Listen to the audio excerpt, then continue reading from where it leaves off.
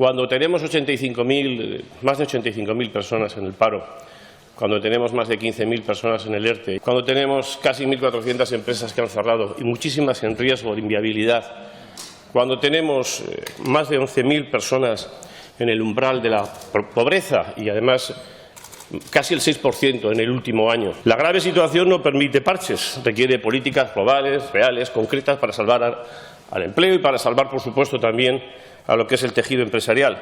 Políticas que todavía, le vuelvo a repetir, no se han puesto en marcha en nuestra comunidad y que cada día que pasa agravan muchísimo más la situación. Por eso, señor Lambán, entender que se necesitan líneas de liquidez más amplias con pago a largo plazo, aplazamientos de impuestos, bonificaciones fiscales, incentivos o lo que es a la activación, cuestiones también de bonificaciones de cuotas en la seguridad social, o entender también la menor presión fiscal, o entender también fondos concretos con los que hacer frente a lo que son las financiaciones de las pymes.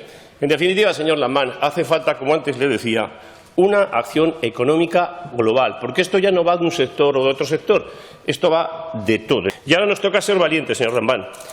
Tenemos que salir adelante y que eso requiere de un esfuerzo colectivo.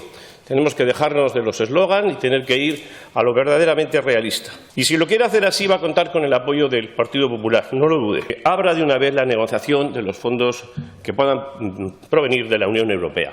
Que lo haga, señor Lambán, con el conjunto del arco parlamentario, en una mesa donde nos podamos juntar todos para conocer los proyectos, para ver qué proyectos se aprueban y para que así, desde ese consenso, exista mucha más fuerza en lo que es la defensa de los mismos. Porque usted sabe perfectamente, como todos sabemos, que no va a haber dinero para todos los fondos. Por eso no dilapide por cuestiones de prejuicios esa fuerza o esa gran fuerza que yo le propongo que podamos hacer entre todos en beneficio del interés conjunto de la sociedad aragonesa.